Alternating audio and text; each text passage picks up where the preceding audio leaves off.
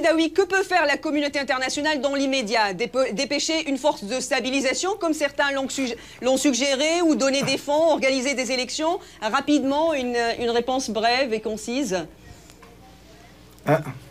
Absolument. Tout d'abord, il faut rapidement construire une armée libyenne homogène, intacte et qui défend la souveraineté de la Libye à l'extérieur comme à l'intérieur. Parce qu'il faut sécuriser le pays. C'est une priorité absolue, à mon avis. Et puis, on passe au deuxième plan, évidemment, la création des institutions, des partis politiques, une constitution, des syndicats, une société civile. Et on passe au troisième plan, ce qui sont les élections. Mais en attendant, il faut vraiment sécuriser le pays. Et il faut une armée puissante, homogène. Et il faut ramasser les armes qui traînent partout dans la Libye. Je suis sûr qu'il y a des centaines et centaines de milliers de pièces d'armes qui sont partout maintenant et qui sont peut-être difficiles à récupérer et à contrôler. Merci. Un deuxième appel de Kinshasa, Charles Binonkoussou. La RDC, bonsoir Charles. Votre question rapidement ou commentaire?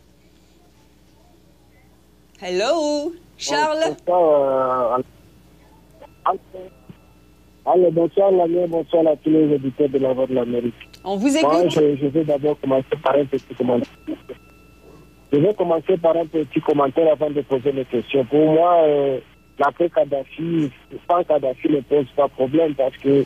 Charles, je suis désolée, j'ai du mal à vous entendre, Charles. J'ai du mal à vous entendre, malheureusement, mais j'ai votre email devant moi. Donc, lui, il dit que la chute de dictateur est une victoire pour le peuple colonisé pendant 42 ans. Donc, un aspect positif. Léonard Walchekon, quel impact l'effondrement du régime libyen peut-il avoir sur d'autres pays comme la Syrie, ou plutôt des régimes sclérosés en Afrique? Parce que certains disent la confiance de ces dirigeants inamovibles qui sont, grâce au soutien de l'armée, immunisés contre le mécontentement de leur peuple, prend un coup dur aujourd'hui. Absolument, je suis entièrement d'accord. Mais c'est pour ça que la communauté internationale doit cesser de faire deux poids, deux mesures. Donc, par exemple, il faut cesser de soutenir des régimes dictatoriaux comme au Cameroun. Et il faut être du côté des populations qui veulent la liberté dans ces pays-là. Ensuite, c'est important de comprendre également que dans la région de l'Afrique du Nord, que ce soit au Moyen-Orient, en Afrique du Nord, c'est une très bonne nouvelle parce que c'est une leçon, quoi, que avec le temps, avec la patience, avec la détermination, on pourra y arriver. Donc, moi, je suis vraiment optimiste par rapport à l'avenir de la démocratie dans la sous-région et en Afrique. Ouais. C'est qu'il faut que la communauté internationale s'interpose et cesse de jouer deux poids, deux mesures. Quoi. Ce qu'on a fait contre Kadhafi, feront pas intervenir militairement, mais au moins sur le plan moral, être du côté donc, de ceux qui veulent des élections transparentes, la démocratie dans les pays africains. Alors, un troisième appel, rapidement, Sanou Komi de Lomé, Togo. Sanou, rapidement votre question, mon cher Sanou. Bonsoir. Bonsoir. Bonsoir, Lania. On vous écoute. Ok. Aujourd'hui, nous pensons que la paix de l'Égypte sans Kadhafi est déjà consommée.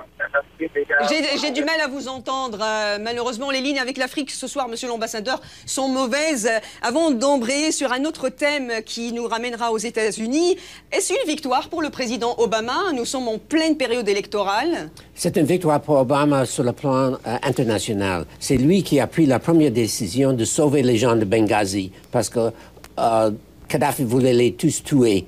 Donc après, il a donné ça à l'OTAN. C'était une décision parfaite, mais les Américains ne veulent pas reconnaître parce qu'ils ne s'intéressent plus aux affaires internationales. Ils s'intéressent surtout sur l'emploi et sur l'économie. Donc, ça il va aider maintenant à reconstruire quand même. Washington va aider à reconstruire la Libye. Non, ce sera surtout l'ONU et la Banque mondiale. C'est pas Washington. Nous n'avons pas d'argent. Non, les Américains sont pauvres, dit monsieur l'ambassadeur.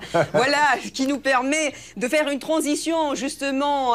On va quitter la Libye pour les États-Unis. Vous savez, pour un autre sujet, messieurs et mesdames qui nous regardez en Afrique et ailleurs, vous savez que des dizaines de milliers d'Américains, le président Obama en tête, rendront hommage ce dimanche au pasteur Martin Luther King avec l'inauguration à Washington d'un mémorial aux défenseurs des droits des Noirs, 48 ans jour pour jour après son célèbre discours « I have a dream ». On parlera de son héritage la semaine prochaine.